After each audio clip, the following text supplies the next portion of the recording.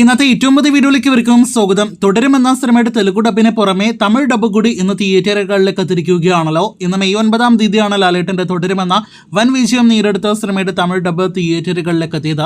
തമിഴ് പ്രേക്ഷകർക്ക് ഇഷ്ടപ്പെടാതിരിക്കാനുള്ള സംഭവ വികാസങ്ങളൊന്നും തന്നെ ഇല്ലാത്ത തുടരുമെന്ന സിനിമ അവർക്ക് ഇഷ്ടമാകുമെന്ന് നേരത്തെ തന്നെ ഉറപ്പാക്കപ്പെട്ടതാണ്. ഇപ്പോഴത്തെ എക്സിലെയും യൂട്യൂബിലെയും അഭിപ്രായങ്ങളെല്ലാം തന്നെ പുറത്തു വരുമ്പോൾ നല്ല അഭിപ്രായങ്ങൾ തന്നെ സിനിമ തമിഴ്നാട്ടിൽ തമിഴ് ഡബിലൂടെയും നേടിയെടുത്തിരിക്കുകയാണ്. നേരത്തെ മലയാളം വെർഷനിൽ തന്നെ അവിടുത്തെ പ്രമുഖ യൂട്യൂബേഴ്സ് എല്ലാം തന്നെ സിനിമയ്ക്ക് നല്ല അഭിപ്രായങ്ങൾ നൽകിയതാണ്. എങ്കിൽ പോലും വലിയൊരു തരംഗത്തിലേക്ക് സിനിമ അവിടെ പോകുന്നില്ല. തമിഴ് ഡബ്ബാണെങ്കിൽ പോലും പോകുന്നില്ല എന്നാണ് നാം മനസ്സിലാക്കുന്നത്. കാത്തിരിക്കാം, എന്തെങ്കിലും മാറ്റങ്ങൾ ഉണ്ടെങ്കിൽ അതറിയാനായിട്ട്.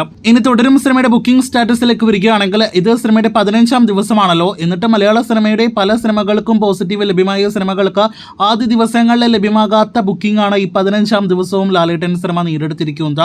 9,000-ലധികം ടിക്കറ്റുകളാണ് കഴിഞ്ഞ മണിക്കൂറിലെ ബുക്ക് മൈ ഷോയിലൂടെ സിനിമ എടുത്തായിട്ട് വിറ്റഴിച്ചിരിക്കുന്നത്. ശനി ഞായർ ദിവസങ്ങളിൽ ഇനിയും നല്ല കളക്ഷൻ സിനിമ നേടിയെടുക്കുമെന്നതിന്റെ എല്ലാവിധ സൂചനകളും വന്നു തുടങ്ങിയിട്ടുണ്ട്. ഇന്നും ഇന്നലെയും പുതിയ സിനിമകൾ എത്തിയിട്ടും പുതിയ മലയാളം സിനിമകളെ വെട്ടിയാണ് ഇതിനോടകം തന്നെ തുടരും മുന്നേറിക്കൊണ്ടിരിക്കുന്നത്. ഇതിനിടയിൽ ദിലീപിന്റെ പ്രിൻസ് ആൻഡ് ഫാമിലി വളരെ മികച്ച സ്ക്രീൻ കൗണ്ടെല്ലാം തന്നെ നേടിയെടുത്ത സിനിമയാണ്.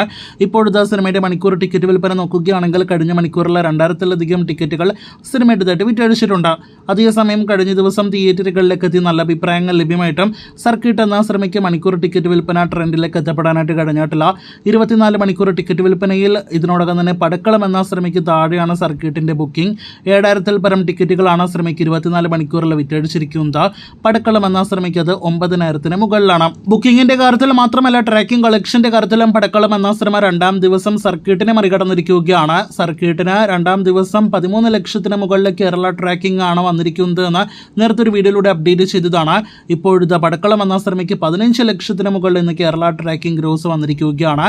അപ്പോൾ സിനിമയ്ക്ക് മികച്ചൊരു സ്വീകാര്യത ഏറി വരുന്നു എന്നാണ് നാം മനസ്സിലാക്കുന്നത്. കാത്തിരിക്കൂ കൂടുതൽ ഇതുപോലുള്ള സിനിമകളുടെ വാർത്തകൾക്ക്.